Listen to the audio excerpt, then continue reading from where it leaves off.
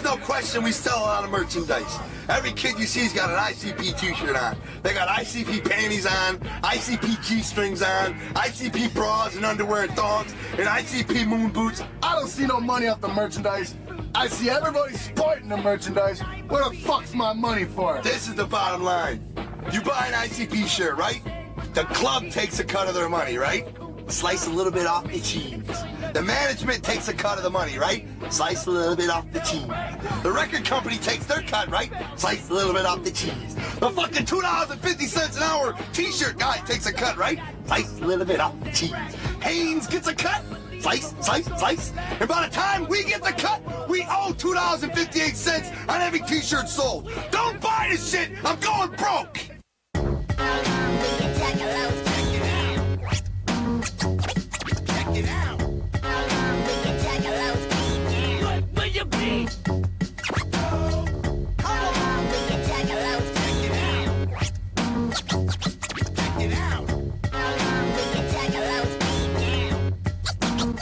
Welcome to 20 and 17 right here on the Fago Lovers Network, Chapter 6, kicking off for you the merch episode, if you couldn't tell by the intro. Today we're going to be joined by the one, the only, Vinnie the Icp Kid from the aforementioned shockumentary. He's going to talk about some mind-blowing merch that the hardcore juggalos has been down forever in the Detroit scene know about, and enlighten some of us juggalos that's never even heard of some of this stuff. Super fresh interview with Vinnie the Icp Kid coming up. Definitely stick around for that. Before I get into that portion of the show, though, going to go ahead and talk about the merch I had around this time, as we just talked about the 1998 Hallowicket on the past episode. So this is pretty much after that, and then early 99. And the merchandise I had that I was able to gather around here from Owensboro, Kentucky was just the, the normal, the Joker cards that they had out then and the side shows. I also had the Pumpkin Carver CD, which I got from going to Hallowicket 98, and when I was in Detroit, I picked up Psychopathic Sampler 98, Tunnel of Love Triple X cassette, and the first press of Beverly Kills. And also at Hallowicket, I was given the flyer to get the first Echo Side single, so I got that in February of 99. My homie Jesse James that I talked about on the Hallowicket episode actually went to the place that they had on the flyer the day that Echo Side was released, and picked me up 2 copies and sent them to me. So whoop whoop for that for sure, homie. Dude wasn't even a juggalo, just showing mad love to some ninja that he had met talking on web TV about wrestling. So hella love for that for sure. Funny enough, I found a House of Crazies tape here in early 1999 in Owensboro, Kentucky at a secondhand record store. I have no idea how an early House of Crazies tape made it all the way here to Owensboro, Kentucky, to the Money Tree Book and Music Exchange store here, but I found it. It was a cassette. It was one of the very first pressings of HOK. I'm sure it's worth a ton of money right now, but I found that and ended up finding some ninja online that wanted to trade for that, and I picked up the it was a bootleg tape. It had the Panic Attack, the J Panic Attack show on it. It had Stranglemania. It had Backstage Sluts, like the copy that you can get. There's just the regular copy, and then there's also the actual porn that goes with it, and those were both on there. Also got a Super Bowl shirt, an original Super Bowl shirt, and an original Carnival of Carnage Zippo for the trade for that House of Crazies tape back in the day. So I had that merch. Also, mid-99 or so, I got the red Malinko hockey jersey, which I got hooked up with one of my homies back in the day. She hooked me up with it. She ordered herself the purple one, and me the red one from Hot Hits in Detroit, straight mail back in the day. If you remember mail orders, straight had to mail order Hot Hits like $350 and wait like 2 weeks for them to come back. Funny thing was, we got them right before we went to Florida on vacation in '99. So we're so hyped to wear the fresh red and purple Malinko hockey jerseys that it's 108 in Florida, and we're still rocking the hockey jerseys around just because they're new and fresh, and we wanted to rock them and made sure everybody knew that we had them and things like that.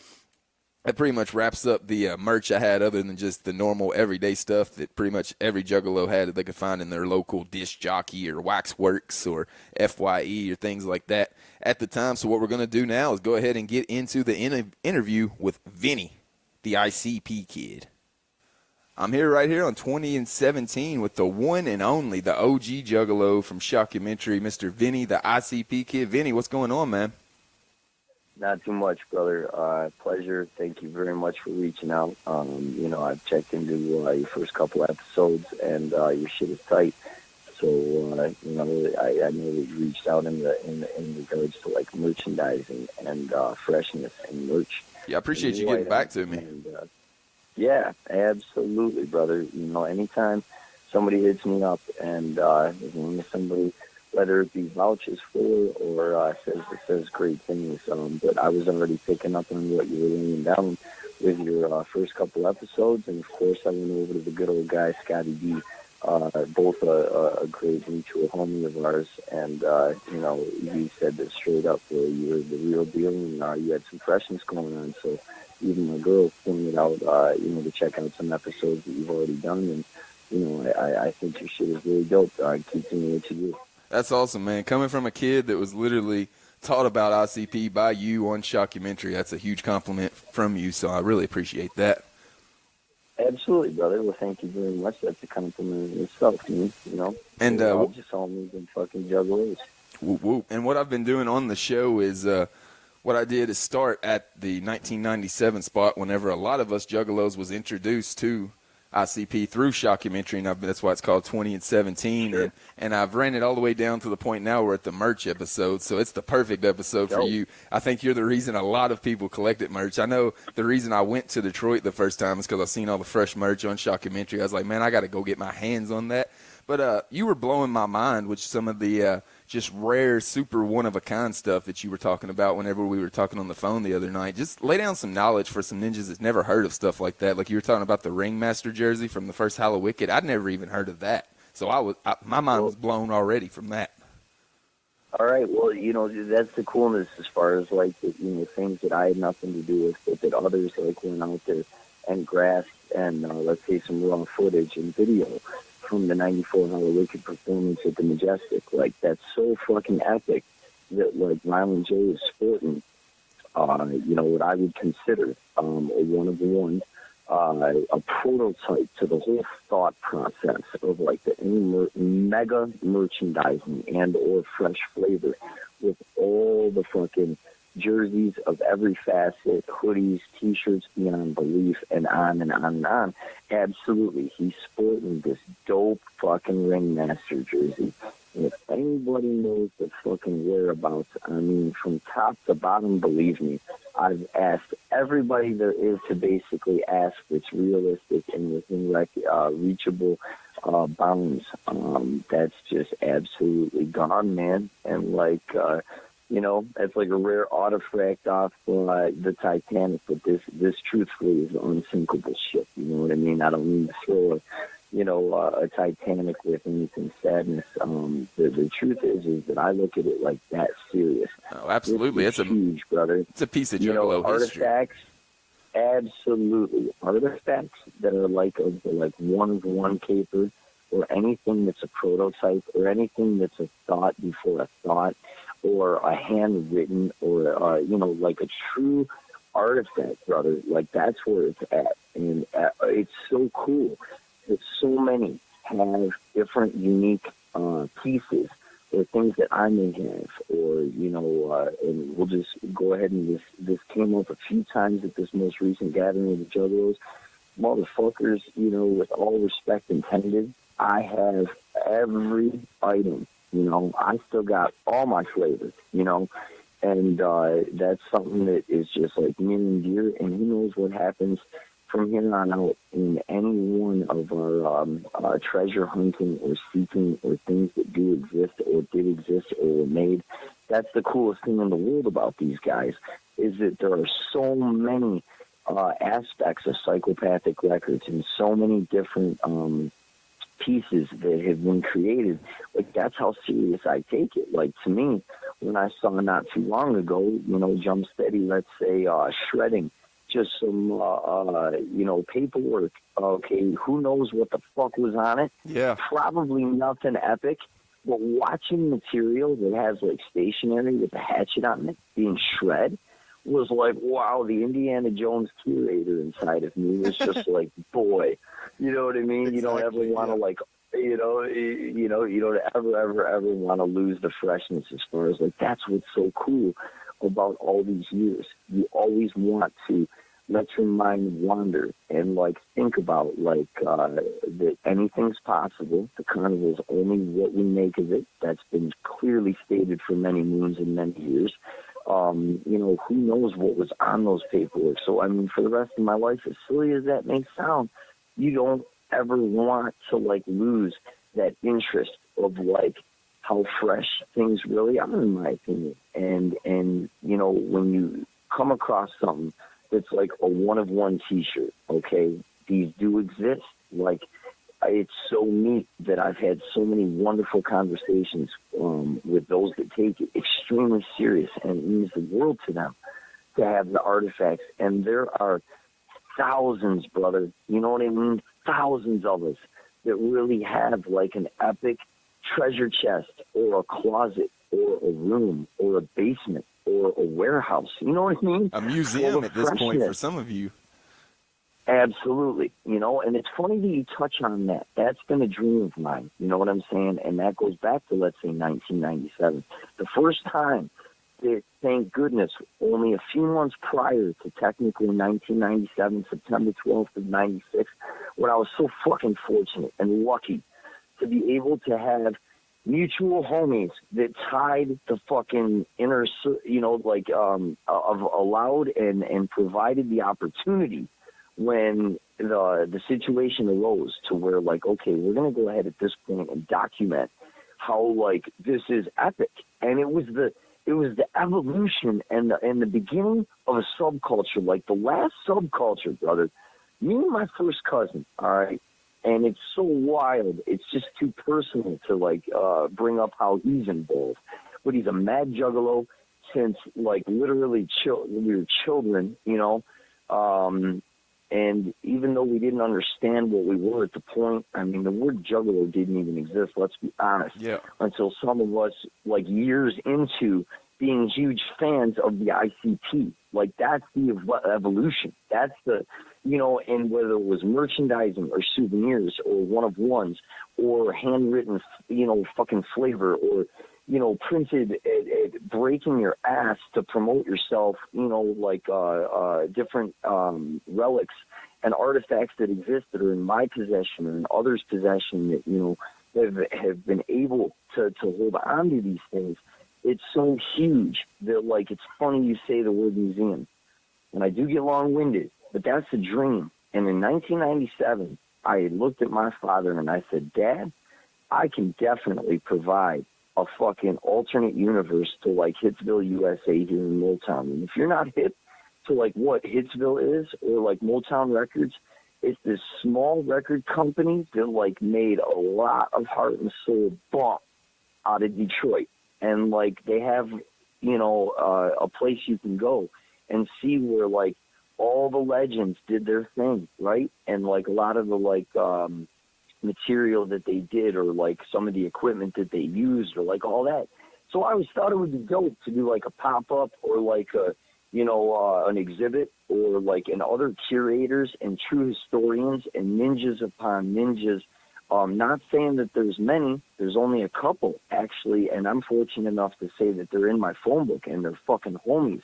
And, like, one of them is, like, an old-school, like, super friend of mine, and the other one I'm getting to know better every single event, every single time we reach out to each other, Yeah. So it's, like, and there's many others that, that just really cherish and appreciate the value of freshness. And it's not just Psychopathics Camp. It does move out from there, but let's go back and let's talk about something that I want to ask you. Okay. What's the first T-shirt you ever bought? Like what's like the first T-shirt you ever bought? The first T-shirt I ever bought was the Wicked Clown shirt from the Great Malinko poster. The poster that was everywhere and had also the little insert inside Shockumentary, that picture. Absolutely. With Wicked Clowns written on the back. That was the first ever shirt that was in Owensboro. Dope. That's so actually you're saying it was like, That's was actually that shit available in a mall? Like, Yeah, it was it like Spencer's? It was available. Or Hot Topic? It was available at a place called Disc Jockey, which turned into FYE, which was Dope. I also bought Shockumentary there as well. I think I bought them on the same exact day. That's freshness, brother. That's freshness. Now, did you buy it like as it came out? Was it like after the date of release? Like, when did you come up on it? Yeah, you know what I mean? I don't know if it was the actual day of release. Whenever I seen it on MTV, I immediately connected to it on MTV whenever I seen it. And then whenever I would go to Disc Jockey, I would look for it because I would always look at the wrestling tapes and things like that, and they would have music as well. And then just one week, there was a Shockumentary went up there, and there happened to be they had put up a display as well where they had the Wicked Clown shirt that I just said, and they had Malinko, and they kind of made like a little display there, so it kind of drew my attention. If it wasn't the first week, it wasn't a month after for sure. Right on. It's dope, dog, and fucking, it's really cool to hear that, like, you know, what turned into FYE, Disc Jockey. Like, I'm not even hip to that as far as like up here in Michigan. I don't think we had a Disc Jockey, and if we did, I stand corrected. I'm hip to like fucking 25 different mom and pop style shop or, you know, retailers or wholesalers. You know, I didn't see Disc Jockey when I was in Michigan, so I don't think it's in Michigan. Right. And, well, they sure as hell don't exist now, brother. You know what I'm saying? Like, I'm for sure now they're not around. You know, otherwise, and if they are, man, they're like under my nose, I guess. But no, yeah. No. And that's sad, dude. It's like so whack that like all the mom and pop shop kind of like got ran out. And like you walk into CD now, like when I most recently, the newest thing I bought was, of course, like Shaggy's "Fuck the Fuck Off, Motherfucker." Yeah. And I walked into Best Buy all loud and proud, and, you know, bought a couple copies of that thing, and you know, what a great record, by the way. And one of my favorite releases in the last 5 years. Talk about like a complete resurgence of, like, you know, Juggalo pride and just like absolutely, flat out, man. The re-inspiration that wasn't necessary but came along with that record, I most definitely am so appreciative. And even most recently, the last time I was fortunate enough to bump into him, you know, we didn't even talk about how fucking absolutely devastating the record is. But flat the fuck out. Absolutely killed it at the gathering, too, at his 4 a.m. performance. Oh, yes, no doubt. I was fortunate enough. I was doing a bunch of gigs, and that's the way it worked out for me this year. For the first time, I actually went down and was lucky enough to be a part of the crew. And that's how I was able to be at the gathering this year, and it was just fucking epic. And one of the real treats for me was getting to see VJ Clay and Shaggy Tudo absolutely destroy. I hope I'm not incorrect, but I want to say it was the Red Moon stage, and it was like way the fuck off, as you know, off the beaten path. And like, I didn't even find that fucking stage until that show. And I had some hookups as far as, like, you know, along with the path to get there. And, you know, I went over to the Rider Party prior to, and it was great, and it led right into that performance. And I feel real lucky that I got to see that show because they absolutely killed it, guys. You can tell Shaggy's back on top of his game since he had his surgery. He's him and Violent J both. It just like they say when they say they're in their prime, they are hitting their prime. I've seen them in what a lot of people call their prime, and I think they're still hitting it. Amen. As far as that, like, and I'm going to go ahead and go against the grain or whatnot, and at no point in time did I ever think that there was any kind of like a lackluster or physical inability to really, really absolutely kill it. But in the same sense as far as being a realist, what you're saying, by the time that Jay has dropped his weight and looks at it, and is carrying himself the way he is, and the way that Shaggy is carrying himself the way he is, and both of them having some surgeries and some shit taken care of. Believe me, brother, it's amazing to say. You're absolutely correct in your statement.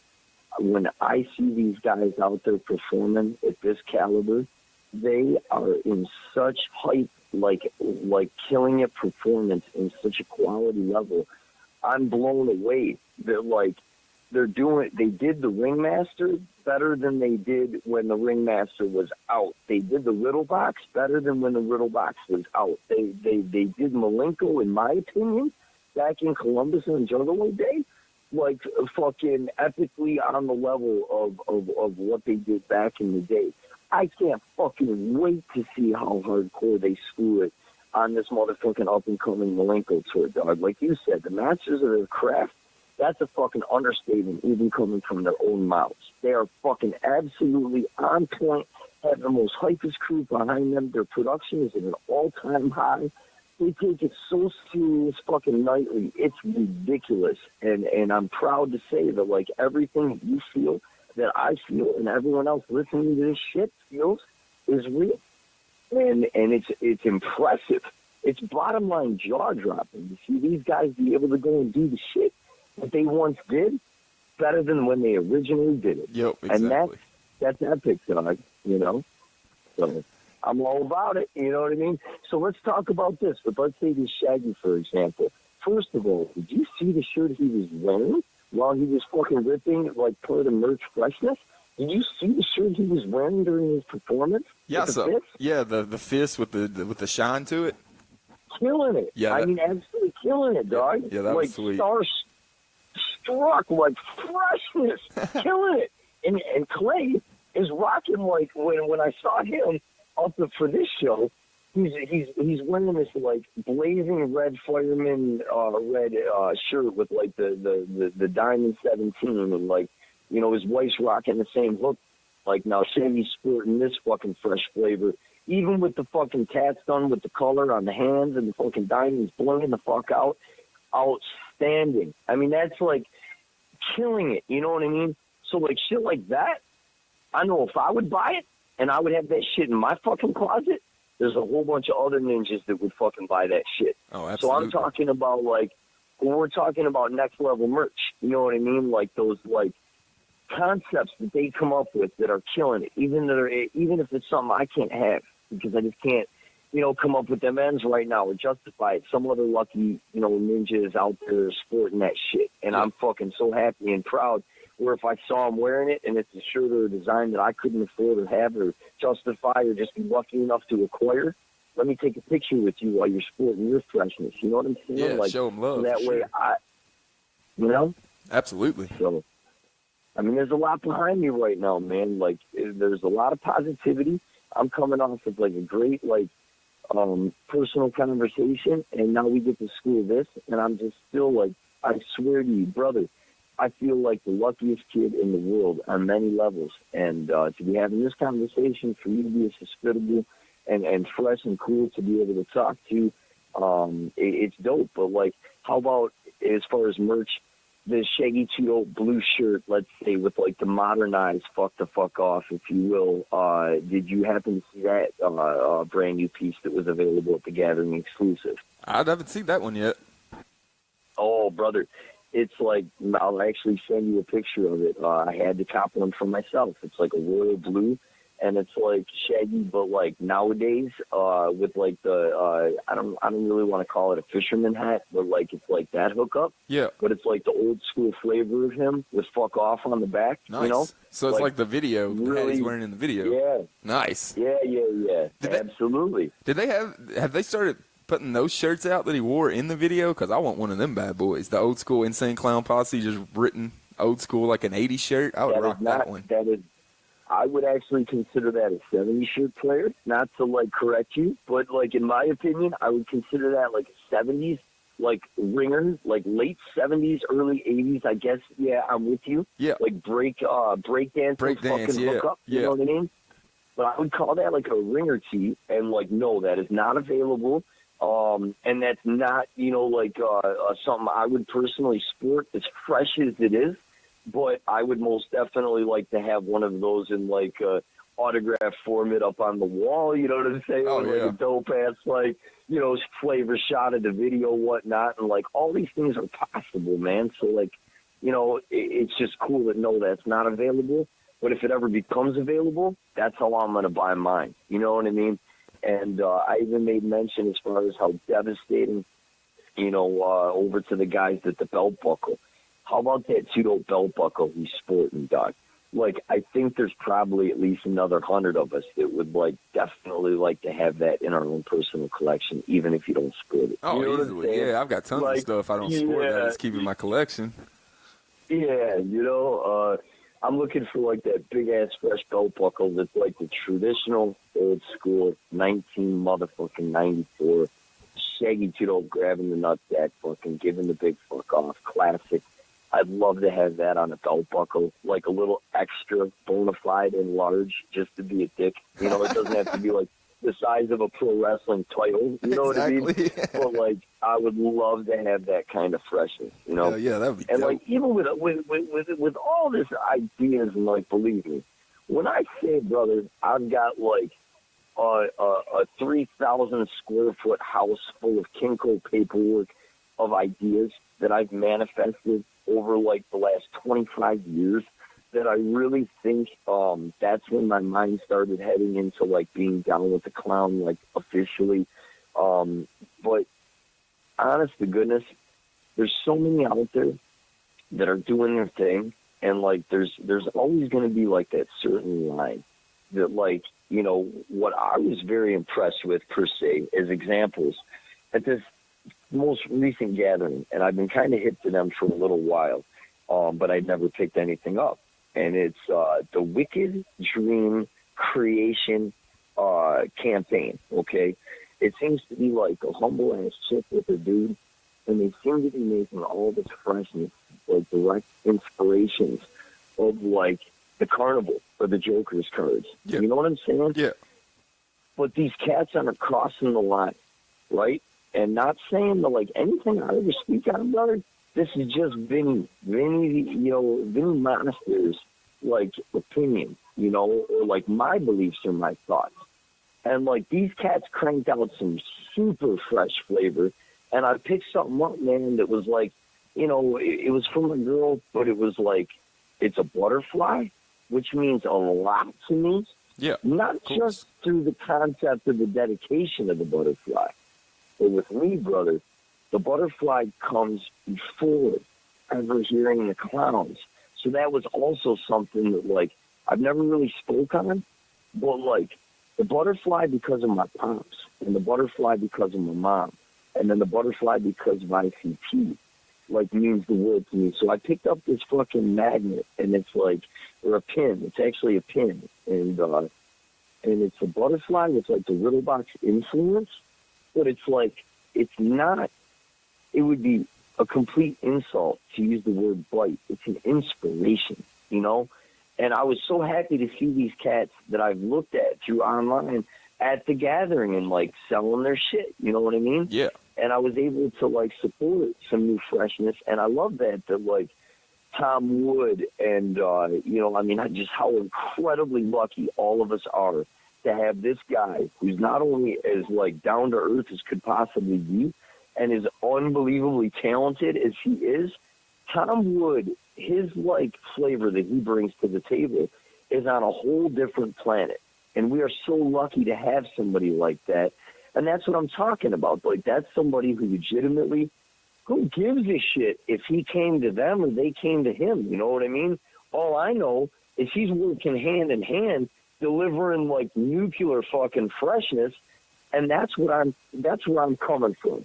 I strongly suggest, and I want to know your opinion, but, like, don't you think that it would be super cool seeing that the guys over at Psychopathic have kind of for a long time been like, we're open to, like, ideas and thoughts and, like, freshness and flavor being brought to us, and, like, allow us or give us, you know, the ability to, like, kind of look at what you're talking about and then, like, see if something fresh can happen. You know what I mean?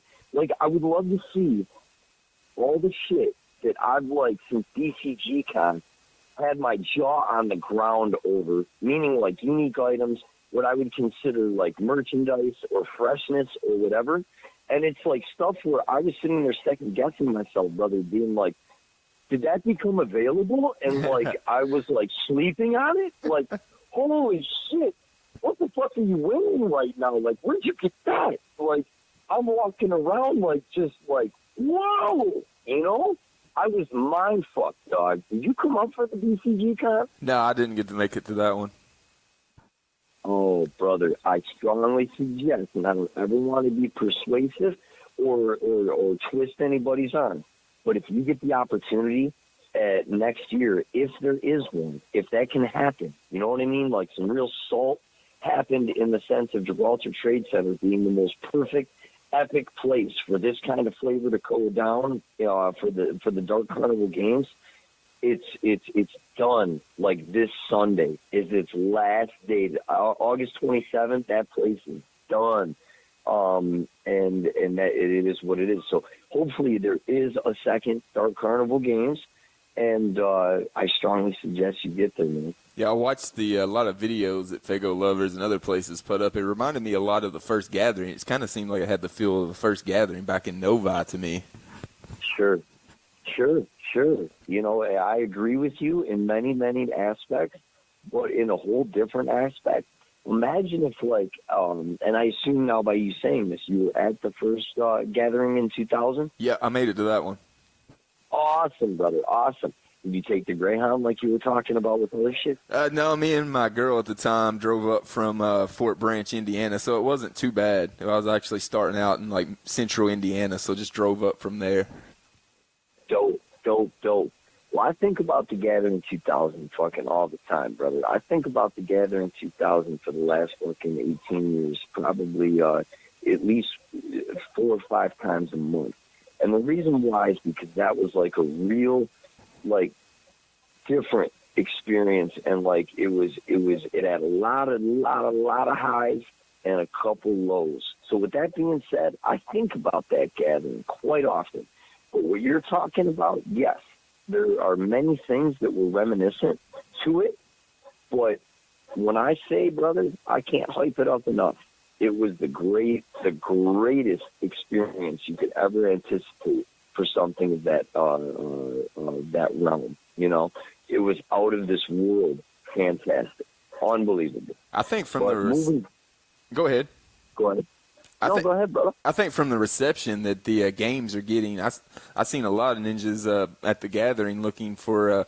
They were starting out their collections with games and really starting to look forward to them. I think the DCG Con will definitely keep going on as long as you said, like, they can find another place for it. I think people are really starting to pick up on it. I think they might have slept on it this year, and like me, they saw the videos and all the freshness from it. And I think if they're able to keep it going, I think it's one of those things that they'll have every year. I totally agree with you, and that is the plan. As far as I don't have any further intelligence as far as anything further, but for a second, I do know that is a potential, a serious possibility, man. And that would be absolutely great, just great. I agree with you that there's a big buzz with the gaming. I'm very fortunate and lucky to say that for the DCG Con, I was able to run the Texas Hold'em Poker Tournament, and with that being said, I was at the convention the entire time, and it was magnificent. Everybody received it exceptionally well, and it was really dope to see how well everything was organized and flowed. So I'm positive another year, especially with the success of the Echo Side board game, which is just fucking devastating, and then the Juggalos Against Sanity board game expansions for both in the Lou and on the horizon. Freshness. There's more merch.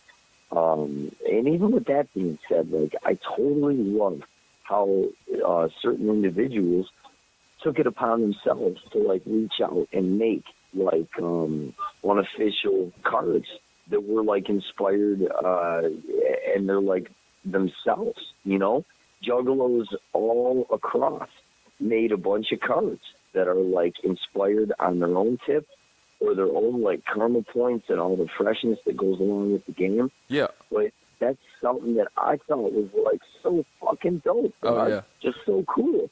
That's one of the Juggalos, man, with the imagination. I remember making a Monopoly-themed ICP game back in '98 before any kind of games were around. Me and my homies all made. You gotta be shitting me. No, we took a regular Monopoly game and turned it all into things like whenever you draw a card, one of them would be like Shaggy Two Dope got caught trying to break in to a place to eat some coney dogs late at night, go to jail, do not collect $200, and just random things like that, just making it totally juggalo. Dog, you're killing it right now. Like, that's so fucking fresh and hype. Like, that's something else that, like, I don't know if I've ever really spoke on. Like, I'm a huge Monopoly mark, like a ridiculous Monopoly fan, to where, like, one of my passions, and, like, as much as, like, some ninjas are all about magic and the deck games and, like, all that flavor, or now how they're super competitive on, like, the Echo Side freshness and, like, shit like that. Yep. I'm, like, a huge OG, like, Monopoly mark. You know what I mean? And I have a vast collection. I've actually just, like, it wasn't that hard to do because I have so fucking many. But, like, I've probably sold, like, 35, 40 different decks of, like, Monopoly throughout the last few years. Like, one of them was in, like, a bulk sale of, like, 20. And I still have, like, 15, 20, maybe even 30 Monopolies. No bullshit. And that's outrageous. I actually want to compete in the Las Vegas yearly world, like, tournament for Monopoly. So it's dope. Do you have pictures of what you're talking about? Do you have any kind of, like, do you have the original, like, game that you made, or, like, anything, or just the stories? That'd be something I'd check with my mom at my house back with. I don't know if all that stuff still exists or not. They could be in bags up in the attic. I don't know if I saved that out or not. I always save the merch and the actual official stuff, but I don't know if the actual, like, handmade cardboard got saved or anything. If it did, my mom's hella fresh. In my opinion, Johnny, there's, like, no reason whatsoever, especially themed around Monopoly. If this no longer exists, use your mind, center your zen, and recreate this freshness. Because if that ever, was able to be recreated, I would love to sit there. I don't give a fuck if it was on a milk crate, and fucking if it's a couple years down the road from now, brother, I'll sit there around some other additional homies so the game gets fresh, and I would play what you're talking about, no doubt about it. Hell yeah, man. One of my favorite. I'm definitely going to the attic and trying to find it then. Yeah, try and find your artifacts, man. That's what it's about. Like, that's something in the last, like, 6 months that I had mega enlightenment again. I went into, like, a serious, what is now classified, in my opinion, a hoarding stage from, like, 2000 to, like, 2017. And then, coincidentally, in 17, I finally started thinking, man, you got to come back to, like, being more of, like, the curator aspect of this, the historian, the archivist, like, the more a true collector, in my opinion. Like, there's different things, and I have a lot of ideas, brother, so I won't get long-winded on this. But a true collector, like, researches it, treasure hunts it, like, archive it, like, showcase it, like, display it, like, talk about it, like, and, like, make, like, value to it in the sense of, like, freshness. That's what's key. It don't matter if you got, like, 30 totes worth of shit sitting around and nobody can enjoy it or nobody can appreciate it. Now, you always want to keep your private stock. And like I've said before, all these things are just my thoughts and just my personal opinion. But where I'm coming from, brother, is I'm trying to literally get everything back to square one and archive it and, document it and then, like, photograph it and make it viewable, So you absolutely, bro, to go back to maybe 10, 15 minutes ago, I can't wait to showcase something, even if it's with absolutely no, support, or we can't, just kind of logistically put it together. At the end of the day, I really dream and I hope to be able to put together a form of a museum or an exhibit for a one-time opportunity give you some serious freshness, bro. That'd be amazing. And, you know, I ain't the only one, believe me. There's some ninjas out there, dog, that are in my phone book. I just talked to one of them earlier today, and the other one, you know, these two guys, man, I'm telling you, it's not just me. There's many others out there that have quite a fucking stash. And I know a few that have some fucking jaw-dropping shit. And it's so cool that others have felt the way that I have, you know? And it's so cool that, like, let's see what happens from here on out, man. And the way I look at it is I think Keegan Alt, you know, a real super fresh ninja here from Detroit, you know, he's, like, super on the come-up. This cat's, like, killing it in all directions. I even saw, as fresh as the cat as this is, he just gave me like a merch, like, goodie bag, of self-promotional, like, hookups and flavor for himself as, like, Keegan Alt, the comedian and whatnot, which was so dope. And, you know, he's even got, like, whoopee cushions. So here's what I'm saying. He just made mention, once again, this carnival thing is just what we're making it. And it ain't the first time I heard it, but you know what? It really fucking sunk in when I heard this ninja say, as of recent. And I really mean that. Like, anything's possible, bro. Dream a little dream. Write down a fucking thought. Make a fucking goal. Reach out. It don't matter what camp you want to work with or what is out there, that the possibilities are endless for merchandising, freshness, exposure, you know, whatever. You know, there's so many possibilities, even in my own personal reconnaissance. Shit that I never thought I would do. I've done it now. And it all just kind of happened to come along with. Life works as easy as this, bro. Half of life is just showing up. The other half is fucking keeping your word and doing the right thing. And freshness happens. Am I wrong? No, just be prepared. Just don't ever turn down an opportunity because you think it's too high of a reach for you. Right. That's what seems like a lot of people do. Mm-hmm. I agree with you. No doubt about it. And that's something like, you know, I look at it, I wish in many areas, brother, believe me, I can't even draw a stick figure properly. However, I'm not afraid to draw a stick figure. So with that being said, if I was a graphic artist, or if I had thoughts, or if I was into, like, whatever, creation, if these guys over at Psychopathic and other camps are like, throw us your ideas, your thoughts, let's come together, let's see about working on something, man, why wouldn't you take advantage of that? It's like you were talking with Tom. I mean, like you were talking with Tom Wood. That's all it would take is taking a chance, and you could end up being a Tom Wood for Psychopathic. Absolutely, brother. You know what I mean? And that's what I'm talking about.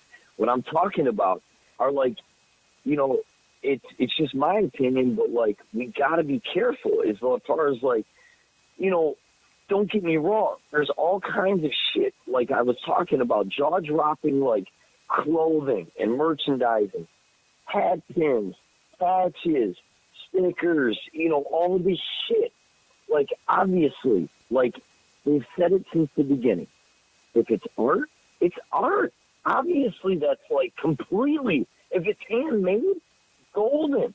Or if you sit back and you're like, well, if it's something you really want to have, and, like, it's like, you know, let's just say hypothetically, you wanted yourself, you know what I'm saying? With the whole gimmick and, like, all this freshness, you know, and I don't mean that offensively. I mean it as a compliment. Like, the campaign you're on right now, brother, just keep doing what you do. Don't alter a motherfucking thing. And what you got going on right now is fresh.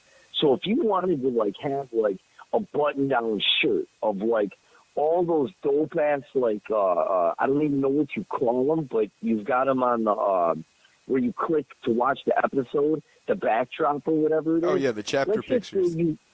Yeah, the chapter pictures, dog. What Vinny sees that's, like, a little bit out of the box or whatever and only available to yourself would be like a button-down, like, Panama Jack style, like, freshness tropical shirt. Hell yeah. Of, like, all of those campaigns. But it's just for you. You know what I mean? So it's like, if you happen to have something that's like a logo and not just a true inspiration or whatever, like that's freshness. You're not out there fucking selling them and, slanging fucking, not, copywritten logo infringe, like, you know what I mean? Yeah. Like, what the fuck, And with me, I look at it like this. There are so many things that I wish I had the ability to create it and make it and have it and all that. And, like, I love freshness, and I would never deny anybody any kind of freshness. Make whatever the fuck inspires you and enjoy yourself. But, like, some of these ninjas are so talented and have such, like, ultra, like, deluxe freshness. And some shit was even, like, given to me as gifts and, like, just so cool as far as, like, how far technology has gotten, bro, in such a small time. But it's like, man, like, I would love to see, like, reach out, do the wood, man. You know what I mean? Yeah. So just make the Juggalo universe that much more fresher. The more stuff that you're able to get out officially and things like that, just like the Dark Carnival Games thing, it just takes off by itself. You never know what that could lead to. It's just more freshness for the Absolutely. Juggalo universe is never a bad thing. I agree with you. I'm totally, especially, it's dope that you say that. The creativity is what needs to keep cranking, dog. I met this dope-ass cat, dog. He goes by Suicide, right? And, like, he's like a real fresh, young fucking rapper, if you will, and just really, really, really cool and, like, down to earth. And he's good. And he's got, like, a video and, like, videos. And, like, I mean, I can't hype the kid up enough as far as he's doing his thing. He came up to me at the con and, like, out of something that he thought was dope, he made his own board game. And he's walking up and he's like, yo, dog, I'm Suicide, man. It's cool to meet you. And I'm like, man, it's even cooler to meet you. What do you got here? And, like, I mean, like, that's where I'm coming from, man. I'm an old school dork. I don't give a fuck what anybody says. I love all freshness. I love fucking music. I love games. I love action figures. I love collectibles. I love coins. I love just cars, fucking, you name it. I love it all. And when anybody is doing their thing and is really, like, I know when me and you were talking the other day, like, what's standing out to me is when I roll by at the gathering multiple times and I'm so fucking busy that I couldn't stop and check this shit out. It's a cat named Buckshot, and I'm sure you're familiar with him. Yeah. He's very, very, very, doing his thing. Now, I have still never officially heard, like, any kind of music, whatnot, and I aspire to. I want to hear it. But when I'm going by this guy's merch hookup, I'm looking at mad fucking freshness, and that's so fucking cool that, like, somebody's putting themselves out there, and it's so, like, super high-end. Like, this shit looks fucking fantastic. Like, I'm legitimate, and that's what I love to see. Anybody who's out there really, really, really doing their thing and is able to, like, push themselves hard. I remember when that one cat who also had a party, whatever his name is, when he first came to the gathering, we didn't have much going on. This year, dude, the dude has, like, his own tour bus, his own stage, like, all kinds of freshness, hosting his own party. Like, I mean, like, all you got to do is apply yourself and freshness happens. But, from here on out, I'm so impressed that, like, whoever the ninja is that's doing some of those T-shirt designs, that I actually have a couple of them. They've been popping up, I've noticed, as most recent as, like, the Riddlebox initial tour. And it's like there's probably 15, 20 different designs, but it seems like it's from the same artist. And that's shit that I love to see. But for anybody who could possibly be out there and listening to me, believe me, in my opinion, somebody please focus. Less is more, man. You know what I mean? Like, simplify some of these designs. I would love to sport new inspired freshness that has been, like, authorized and an agreement has been worked out with the guys over at the Hatchet and new designs and, like, freshness, man. You know, it's all about new, and it's all about respecting where we came from and everything that we all enjoy, but, you know, freshness.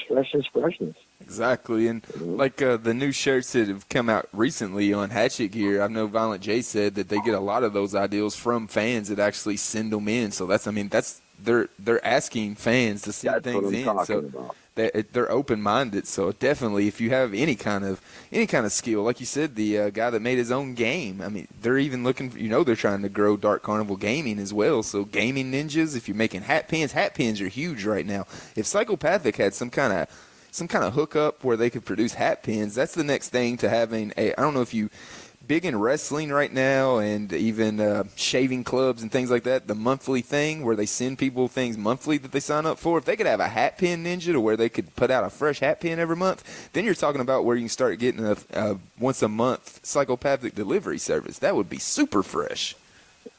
It's fucking, the possibilities are endless. I mean, we could sit here for 40 days and 40 nights, and I look forward to seeing you in person. You know what I mean? You make sure to come up to me when you see me in person, and fucking let's kick it and fucking chit-chat. Absolutely, brother. Continue this freshness.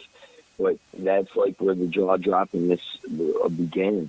I'm over here hosting. Have you ever played Texas Hold'em or any form of a game of poker or a sit-down table game at a casino? Have you ever played anything? No, not at a casino. I've played it Right. I've just played cards at like the Gathering, just killing times and things like that. Okay, let's say you're sitting down and you're playing cards. You're playing a board game. Well, Texas Hold'em needs to have some sort of an official kind of like hovering and walking around and facilitating the process and like all that kind of hookup, right? What we would call like a floor in a casino. And, and it can get carried away from there, so we won't indulge on that. But, as I'm overviewing and I'm hovering, everybody's sat down, right? And a lot of motherfuckers are sporting hats. And I'm looking at the dopest shit that I've seen in fucking years, man. And like, I'm not, thank God, like a hole in the head, brother. Believe me, I don't need to get passionate about nothing else. Like, I don't need, like, to get up on, like, please. In the one side, the angel's saying, please, guys, don't get involved in any hat pins over at Psychopathic Records. You know what I'm saying? Yeah. But on the other side, it's like, please, at any given time, I know that there's a lot more agendas that are more pertinent, and at least this is my personal opinion, but a lot of things are more crucial at this moment to be worried upon than the hat pin production. But, bro, I'm actually wrong in that statement because, like, hat pin production is like a Don Mega thing right now. Yeah, and it has been for a moment. Huge is an understatement, dog. Like, I saw probably, like, $300 worth of, like, hat pins at each table. Like, I'm looking around like the most, like, freshest, jaw-dropping, like, holy shit, everything that I've ever thought of that would be dope on any format was on a hat pin. You know what I mean? Yep. And, like, shit that I didn't think about. I mean, like, literally, you put together a few juggalo heads and you can come up with a fucking full comic book worth of fucking flavor and interest, And it just doesn't have to stop with just the hat pins either. I mean, it's not far away from making a hat pin into a fresh charm as well. For the ninjas that don't sport hat pins, they can very easily be turned into charms as well. Absolutely, and this is where the pipeline goes. Like, let's not drop any more flavorful ideas for anybody to be doing their thing with. You know what I'm saying? Like, at the end of the day, pipeline this to the hatchet. Give the respect, and this is just my personal opinion for the last time I'm going to say it, but, pipeline the opportunity of freshness to them. You know what I mean? Absolutely. And at least, like, please, Yeah, and we go from there, man. It's all gravy. Fucking A, rock on, dude. And to those that have provided that fucking hookup and flavor, hey, man, I would be a complete asshole if I was to sit here and say, that that's not fresh, because it is. I don't give a fuck, man. I see shit all the time. It's like, where did you get that? I made it. Okay, dope. You know what I mean? Exactly. Fuck, I've sat there thinking I was insane. Like, dog, like, I don't know about you, but there are many websites. Most importantly, all right, I hit up Psychopathic, now, psychopathicmerch.com. Yeah. Dog, like, part of my daily routine, going through this little device thing, that at most of the times I wish didn't exist, but thank God it does. and I look and see, is there any fresh new flavor, whatever. So I definitely can't forget to speak on this. Right now, I am so excited, and the whole, the up-and-coming rapper, Light, I'm so impressed by him as a person and his lyrical ability and his freshness level.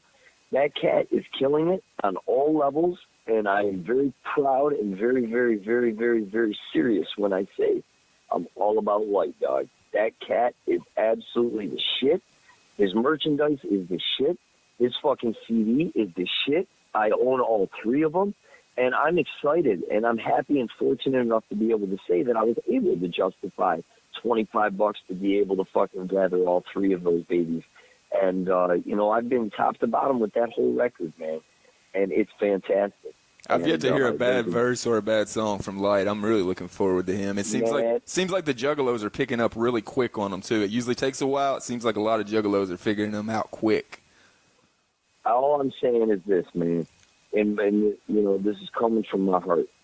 Give this cat an opportunity and a chance and an open mind, and take it from there, because nothing else will need to be said. And also, that cat is the shit. Also, if you haven't seen his seminar at the Gathering, watch that. You'll really, really dig the ninja once you see how laid back he is. Really cool cat as well.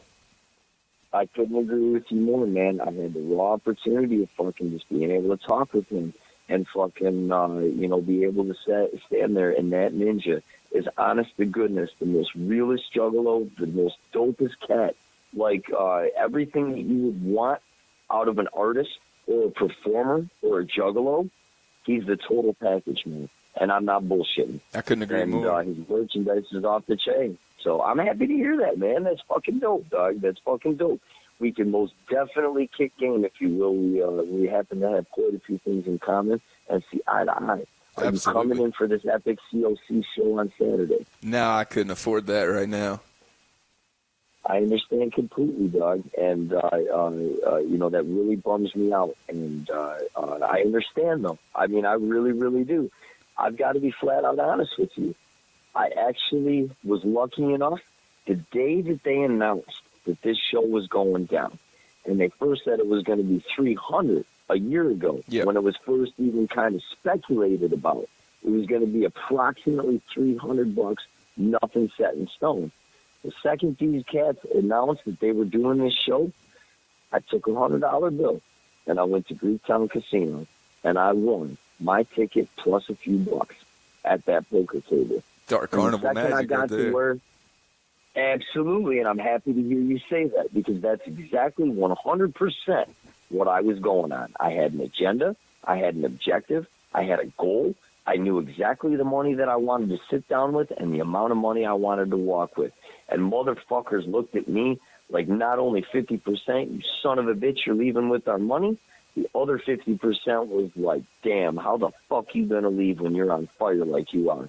Well, easy come, easy go, bro. I don't know if you're a gambler, but when it comes to, like, now I have acquired, no matter what happens this Saturday, I know it's going to be epic.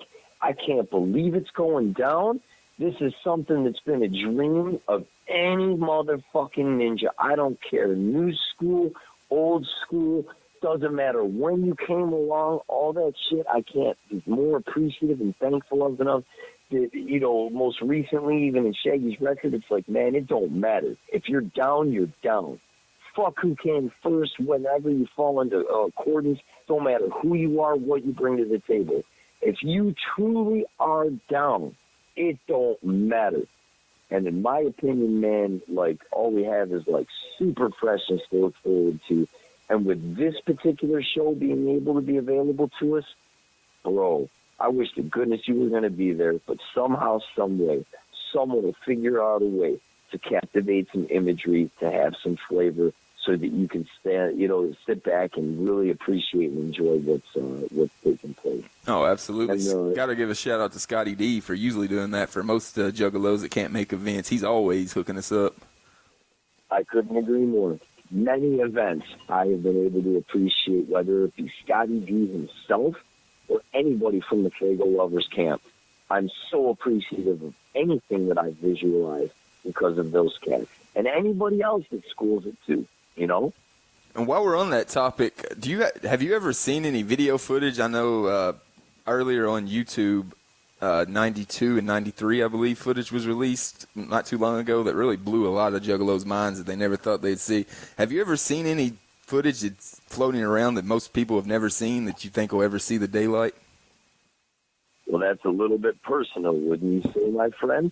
No, I'm just being a fucking ass. Listen to me.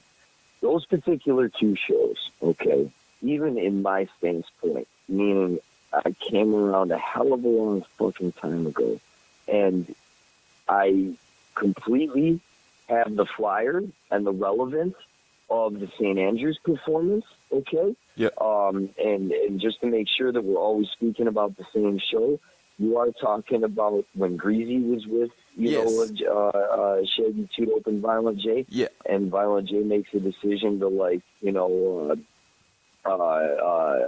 guts on the ceiling, if you will, climb into the balcony and then, come back down. That's the show you're talking about? Yes. Okay, very good.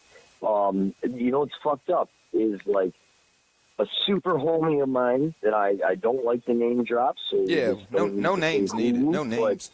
This ninja's had that since fucking way back. I was initially offered that video flavor quite some time ago, and I'd actually declined it because the guy wanted an insane amount of money. But yet again, that shit is priceless. But it was something that I wasn't willing to tangle with because I just didn't feel that nugget of gold was to be in my possession. Now, I'm very thankful and appreciative that a transaction, 12, 13 years ago went down, ish, but I'm so happy that the same cat that also always promised me I would see that video footage of both of those shows, he gave it to the whole free world. And I thought that was just absolutely awesome because big money for a long time was being accrued by that. And of course, I have video footage. Of course, I have audio. It is absolutely private stock, bro. Obviously. But at the end of the day, there's things that I want. There's things that I know exist. And I don't want them for personal gain. I don't want them for personal pleasure. And I don't knock anybody that has anything, you know what I'm saying, that is unreleased or they shouldn't have it in their possession as long as it's not fucking legitimately stolen. Yeah. You know what I mean? Yeah. I hate a fucking thief. Super hate a fucking thief. But at the end of the day, I'm looking for some freshness.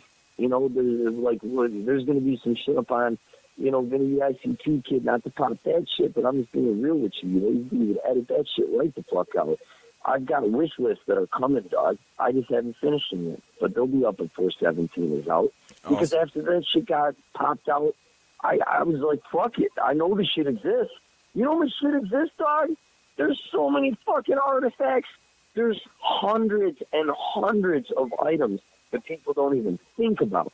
That's what blew my mind about the two shows that were released on YouTube. I never thought I didn't even know that those two existed. And I never even thought I'd see anything. And by the way, they're called. If anybody listening wants to find them on YouTube, one's called ICP at St. Andrews Hall in 1993, and the other one's called ICP Carnival of Carnage Live July 22nd, 1992 at Todd's.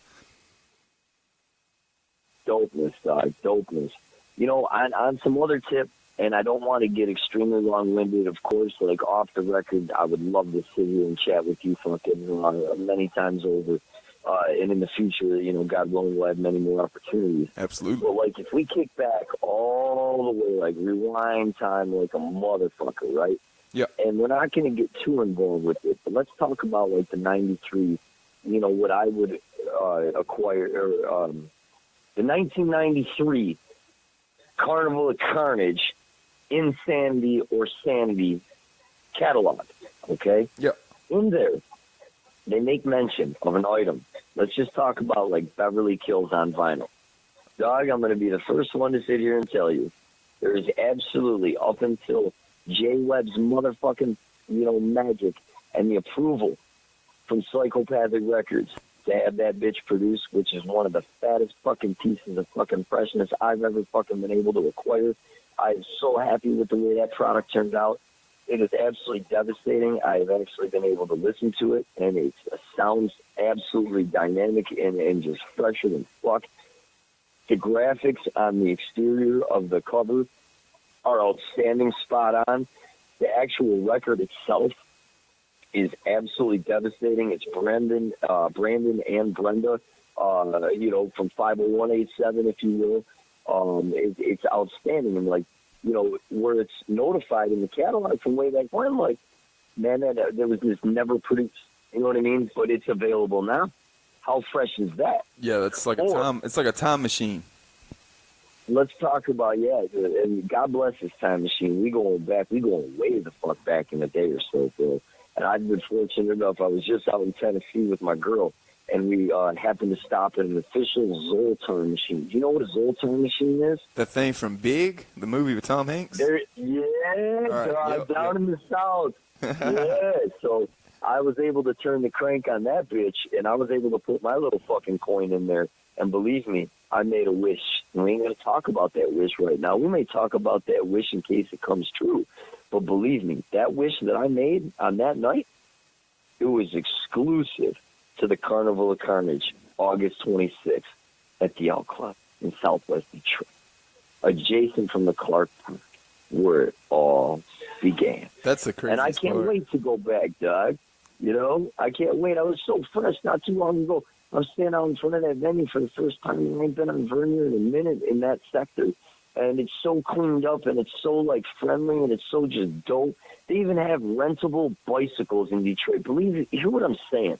In Southwest finest, okay, the same place that we used to talk about, it all began and, how on Carnival of Carnage, it's all about Mexican Village, and it's all about 4th Street and Spring Rose and Verner and all that Clark Parkness, you know what I mean? Yep. Right where it's at, it's just, devastating. So I rolled up there, and I was fortunate enough to, get a call that I kind of inspired with Freaky P over at Replicon Radio, and I was able to, give down the lowdown as we were speaking, as I was going in there on my own reconnaissance and, just checking out the club and seeing, how cool it's going to be to be, a huge fan of the ICP and enjoy that day, whatever. I can't tell you how comfortable I feel and how, thank God it's not, at Harpo's or somewhere, that's, really, really sketchy. You know what I mean? Yeah. This particular, it's so fresh that it's Southwest Detroit, and this is the spot to be. Harpo's was my first introduction to Detroit venues. Right. I feel you, dog. And that's I've been only fucked with out of 2+ decades of going to shows, mad going to shows. That's one of the few buildings I ever got fucked with by the Popo. You know what I mean? And I hate Harpo's, but I love Harpo's. Yeah, unfortunately, they weren't allowing juggalos to come up to the merchandise booth after Hallowicked '98, so I'm still salty at Harpo's security for not allowing me to get a Great Malinko Hallowicked shirt back in the day. Had $200 ready. The merch booth was still open. They just weren't having it. Oh, you just made me literally want to throw up on myself, dog. That's so that's so stale. But it's so fresh that you didn't put that negativity or that staleness on Psychopathic. Oh, hell no. It was Harpo's people. They would have loved Psychopathic to have sold you the freshness. Absolutely. They were sitting there with the booth open still. That's terrible. That's just fucking terrible. And that shit happened. But we made freshness out of it. Since I didn't get to spend my money at the merch booth, we went to Hot Hits and Rock of Ages the next day, and I got to buy merch from there. That's fucking great, dog. Many years later, were you able to acquire that Hallowicked T-shirt? Yes. Thankfully. Awesome. I knew it. I knew there was no way this ninja via Fago Lovers team and, whatever camp you represent. You know what I'm saying? Yeah. I knew there was no way you were going to be like, No, I actually never bought that T-shirt. No, I knew it. Harpo's wouldn't keep me back once eBay was invented. They didn't have that kind of reach anymore. Brother, you know what? Honest to God, I don't think it's going to get better than that. Let's finish it up with here. Unless there's anything that you really want some intelligence on, or believe me, I'll always shoot you any kind of intel you want. You know, I mean, I love this shit. God bless, you know, the Psychopathic Records for life. You know, much motherfucking clown love. If there's anything on your end that you want to ask me, go for it. But honest to God, man, I love what you just said as far as that you went back and absolutely, because the Hollow Wicked tees and Many Manifest, holy shit, do I have quite a few, to say the least. I've probably got 45 gallons worth of tote just of like Hollow Wicked t-shirts. Those especially the 95, the 96, I'm sorry, the 94, the 95, the 96, the 97, the 98. Yeah. Those are like so epic and just so devastating. You know what I'm saying? Yeah, those quickly became my favorite brand of shirts, were the Hollow Wickeds. Once I wasn't able to acquire that one, it made me want all of them. I'm still trying to collect all of them. I got you, bro. Before we get out of here, I want to ask one question while we're talking about T-shirts, since you asked me, and it's the first question I had listed that I haven't got to. What was your first shirt that started the Epic collection? Then I'll let you get out of here. Okay. Holy shit. I've never heard this on any of the other interviews, so I always wondered. Yeah, that's why I'm taking it very serious right now, and I'm making sure that I give you the right intelligence.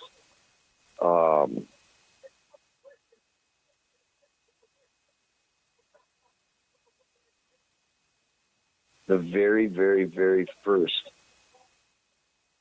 ICP T-shirt that I acquired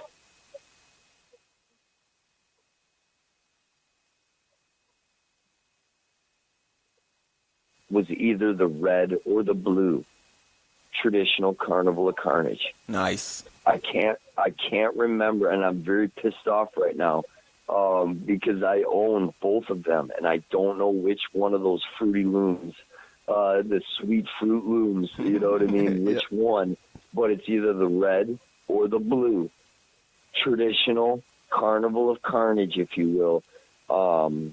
You know, everything else that came before that was collected after. Most definitely, yes, and it was also at Hot Hits, 110%. Hell yeah. You know, and believe me, like a bag of fucking Doritos.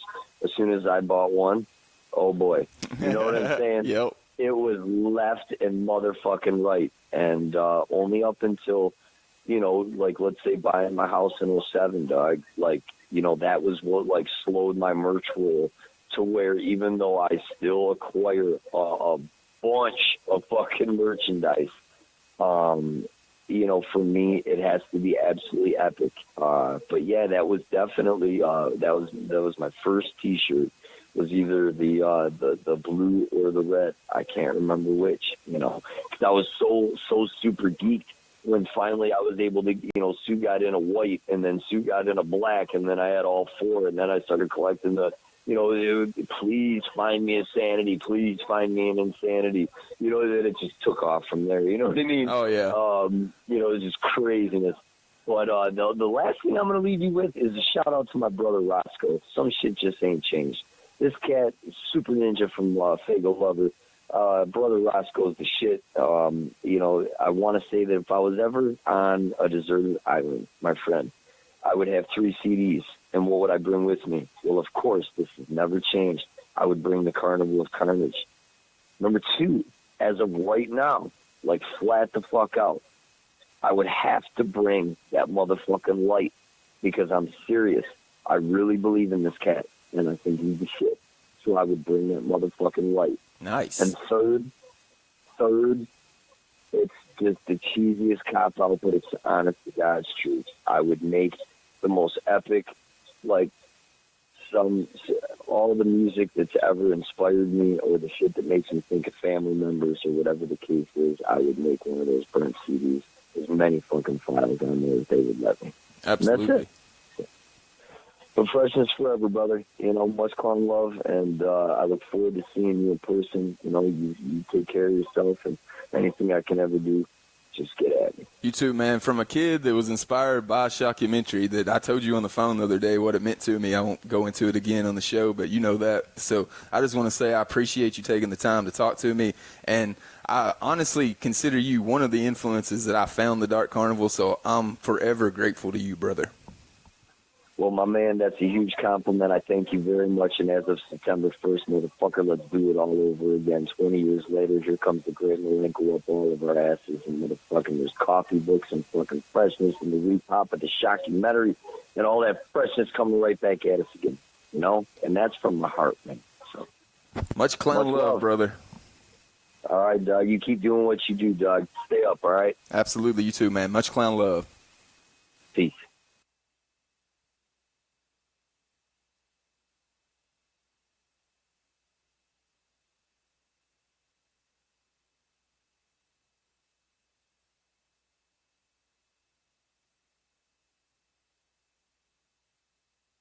This is your host, Willoughby Rags, once again.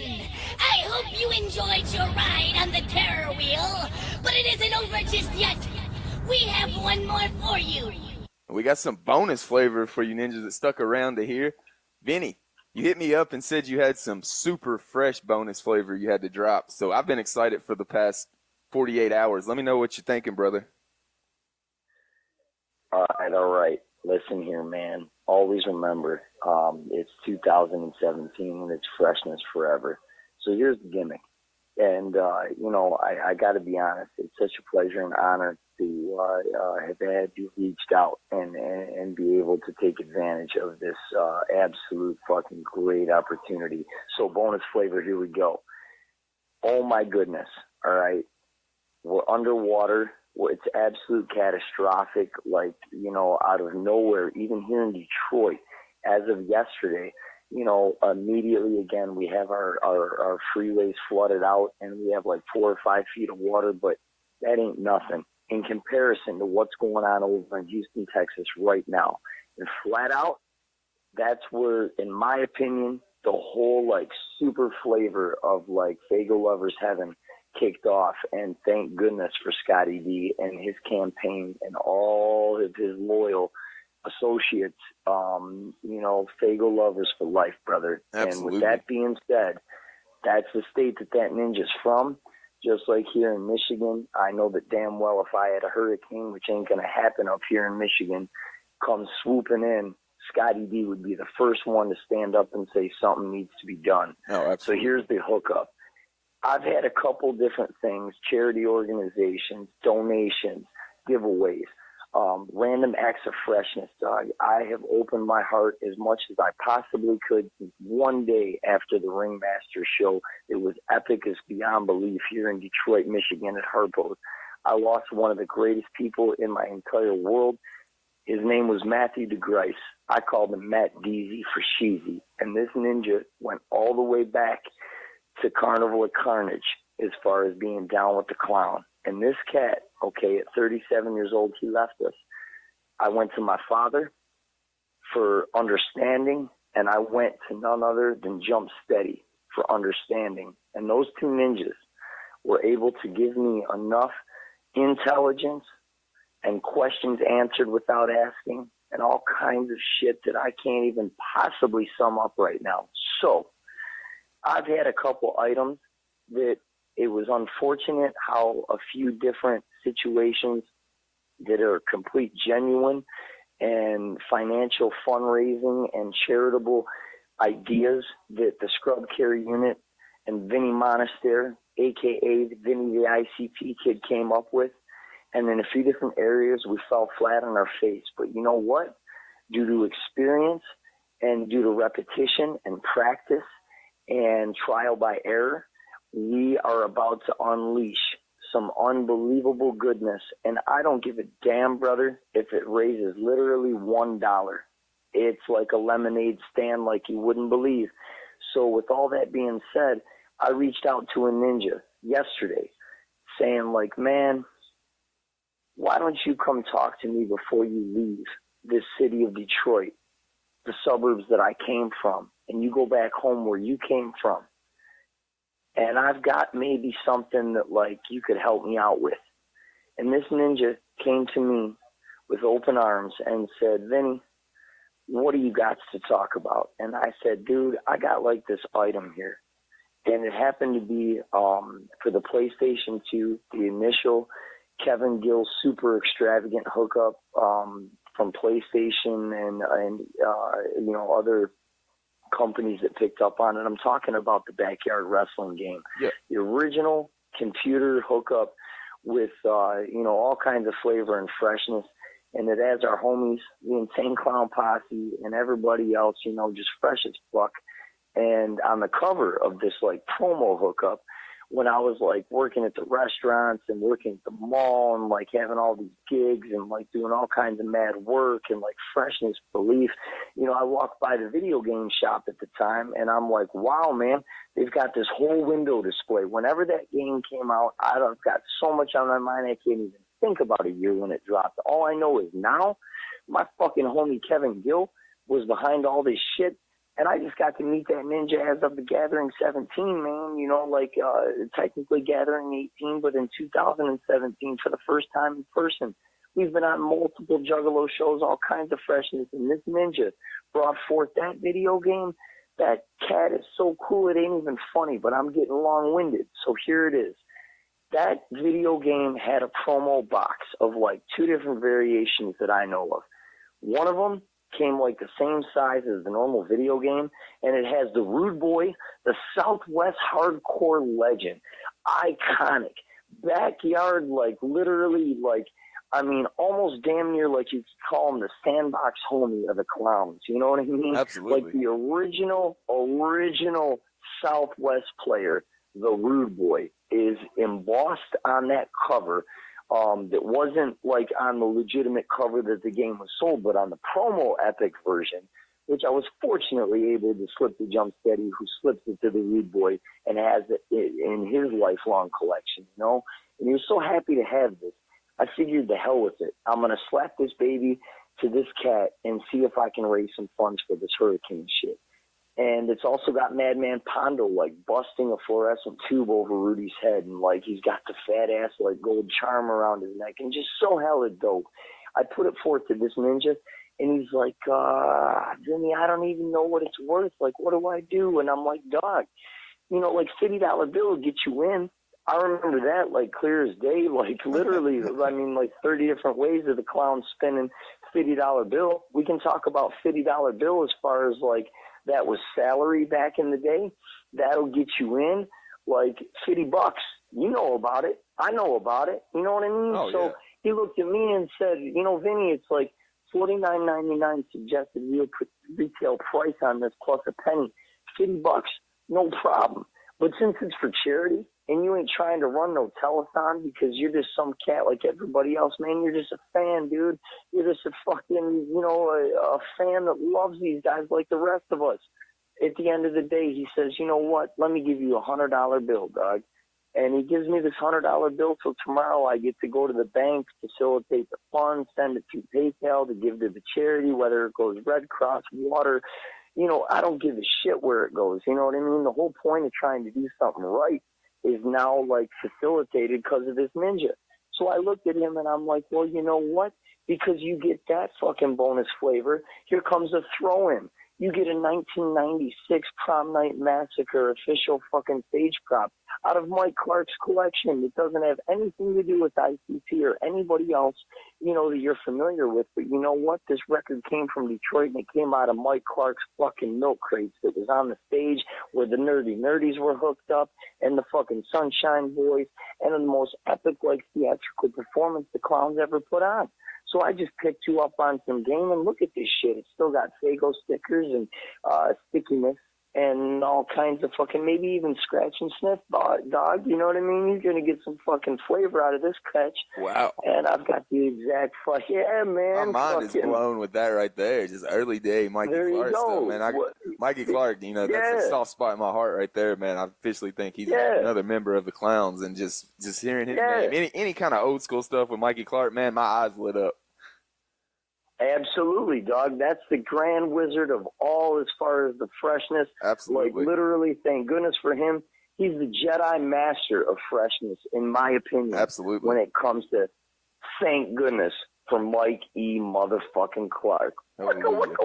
You know what I'm saying? Absolutely. Like, the ninja of all ninjas when it comes to the studio sound. Bow down. Absolutely, You know what I mean? man.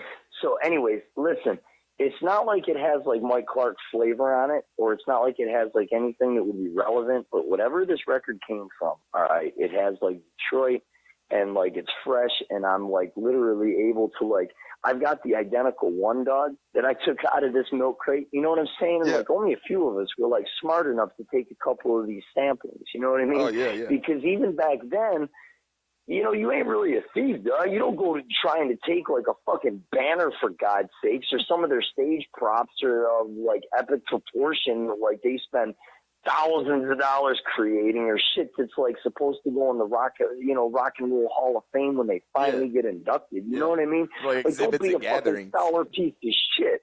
You know what I mean? Yeah, like yeah. at the end of the day, I'm talking about flavor. That was like there was about approximately 100 vinyl records inside of these milk crates as an ambient stage persona, like a prop, dog. Yeah. You know what I mean? Yeah, exactly. So like at the end of the day, I've got the identical one that this ninja, you know, was like bonus. You know, I threw it to him and he's like, "You got to be kidding me!" I was like, "Man, if you're gonna throw $100 towards a scrub care unit on the fly and give double what I asked for, you have to have a bonus throw-in flavor.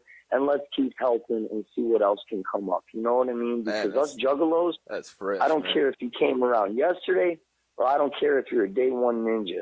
Any effort, anything that anybody ever does is epic, no matter where you came from. There is no juggalo seniority. There is no, like, you know, whatever. You know what I mean? Absolutely. We all count the same. Absolutely. Period. That's, So anyways, fucking, and that's add some hella added flavor for schooling 17, knowledge. man. That's 17 What's right that? there. That's the definition of 17. Yeah. Just positivity like that. I love it, man. I got cold chills. Literally got goosebumps. That's awesome. I'm going to get with That's the Scotty truth, D and see dog. if I can contribute something to it as well out of my stash to help out with the money as well. That's just awesome, man. Just make sure you don't lose any sleep or whatever you may come off of, dog. And that's what, like, my mentors have instructed me. Like, make sure you never give up anything that you lose sleep over, but always do whatever you can. Oh, Even yeah, if it's absolutely. 10 cents, throw it in the kitty. You know what I mean? I always try So, to double up on some freshness and stuff, so I got some stuff to share around. So I'll definitely try to find something nice for her. I love it. Well, Oh, there's yeah, some man. That's epic awesome, shit coming up next month that I don't have intel on, but there's some shit coming up even next month that's going to be further beneficial, whatnot. At the end of the day, you know, there's much more knowledge and schoolings as far as like what else might have been in milk crates on that particular night, but we'll get to that at a different time. At the end of the day, what I'm also here to talk about is that, like, possibly, dog, on a bonus extreme, like, you know, from my heart, the blueprint made it very, very, very fresh for a lot of different areas. But the thing that I firmly respect and the thing that I firmly love is that, like, sometimes you take those imprints or you take those images and you all of a sudden, like, make it as fresh as possible to your best advantage and see what you can come up with. So what I'm talking about is, like, I can't believe that, like, all these other cats, no matter, like we talked about, you know, if you're promoting yourself and you're just getting out there, or you've been out for a minute, or you have an investor, or you have all kinds of, like, fresh, flavorful items that are, like, being brought forth, or you've been in the game for many, many, many years, believe me when I say I am not just a fan of Psychopathic Records. They don't fucking call me Vinnie the Icp Kid for nothing. But at the end of the day, I am so happy to see all different areas and all different other markets that, whether they came from, whether they are doing their own thing, whether they started their own shit, whether they do just what they do, or whether they're, you know, doing their best to kill it, whatever which way possible they so choose. I love it. I love it. I love it. Freshness forever. But now, my friend, and I mean now. I have got to kill you with some fucking freshness as Got far as more? the carnival carnage. Get the wigs back on to get ready to get flipped again. Here we go. As far as what I can gather, I literally had the opportunity and the rare privilege to kick it with some of the freshest ninjas I've met. Haven't known for too long. Just met fucking Saturday, whatever the case may be. As of Friday, for the first time in an epic amount of years, I got to kick it with Scotty D and just chill with that ninja, if you will, and kind of like roll into the weekend, which was so dope because I met that cat 15 years ago at the Peoria gathering of the Juggalos, and I went up to his Fago Lover table, and the rest has been history. At the end of the day, me and him kicked it, and that's really, really special to me. The weekend was epic. You know, it was really, really super cool. And believe me when I say the ambiance was beyond on point. You're not going to get like any kind of like video footage. You're not going to get, because I don't have any that I personally took. You know what I mean? I respected the request of like no cameras, no like, you know, whatever you do with your cell phone, we can't control, but like, I sat there, man, and I lived moments that I never thought I would be able to live, and anybody, you know, that was there in attendance or, you know, experienced what the hell I'm talking about, it was the freshest day, in my opinion, in ICP history. Was it the greatest? Hell, man, that's not for me to judge. You know what I mean? That's a matter of opinion. But as far as the freshest, I'd be willing to argue with anybody. That was the freshest day in Insane Clown Posse history. And at the end of the day, we're going to go ahead and skip right to the merch and only talk about the merch and the freshness that Juggalos were rocking. They put out some of the greatest pieces that I personally could have ever wanted to see made available to the public on a merchandise level. And believe me when I say my expectations were blown out of the water, like the Wizard of the Hood performance, anybody that was there. It was the best collection and rarity and super, like, you know, they did not in one shape or form hurt any of us Juggalos that have some of the rarest, coolest, most unique, and there's mad ninjas that got super cool shit, brother. At the end of the day, nothing was like repopped in the sense of like, man, that just totally shattered my imagery and this real super rare blah, blah, blah. And I ain't just talking about my stash or my personal vault or my private stock. I'm talking about the cats out there that have like literally dedicated you know, your salaries over collecting this flavor of freshness. Yeah, yeah. Dog, it was the coolest expose, period. And, you know, I mean, when I can say the ambiance inside the concert hall, do your research, find out about how fresh that shit was. You know, at the end of the day, when it comes to the actual way we were treated, it was unbelievable to be able to be in what I would consider like the nice part of Southwest Ghetto Zone, Detroit. Dog, it's so cleaned up and it's so fresh in that area. They even have rentable bicycles across the damn venue street. That in the middle of Detroit, who would have ever thought you could literally go rent a bicycle from the city of Detroit and go like literally ride and get your cardio through Clark Park? That's something I never saw coming, but it was available. Did I do it? No. Will I do it? Yes. I kicked it in Clark Park. I went over and chilled with the homies. I kicked it all day, dog. When I showed up at the venue, I wanted to be there 7 a.m. like I was literally a child again.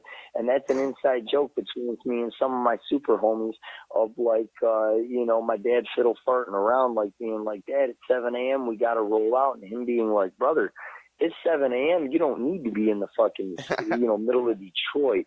It's 7 a.m. We'll get there, and trust me, it'll be hours before anybody shows up. So me and Scotty V roll up, dog. I'm like literally a few hours sleep, and it's like 9:30 in the morning, and there's 3 ninjas that I've known for fucking years, and 2 of them are like super, super, super great friends of mine. And the other ninja is like a really, really, really good homie of mine.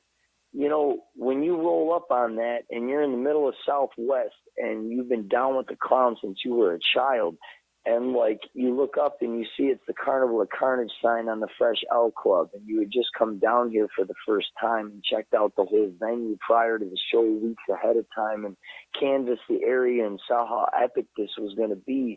It was the greatest experience of my life, brother, and I can't tell you how much I am so appreciative that everyone, period, who attended, who talked about it, who wanted to be there, who participated, who put it on, who contributed, who performed.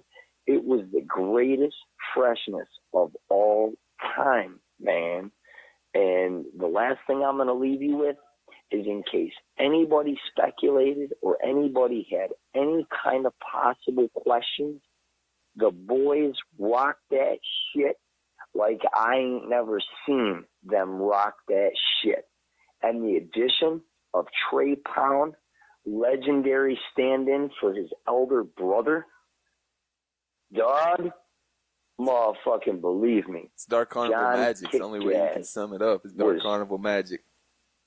You got it. It was the most epic performance. He had, all three of them had to have practiced their ass off and rehearsed. When I say Trey Pound went out there, every facial expression, every lyric, every, like, his hair, his look, his the way he, pulled off all the freshness and the flavor, his composure, his demeanor. He was literally John Kick Jazz as Trey Pound. It was the greatest thing I've ever seen in my entire life, and that's no doubt. So we talk about things in the future. We talk about things in the past. All I'm saying is right now, brother, freshness forever. And literally, stay down with the clown for eternity. I'm out.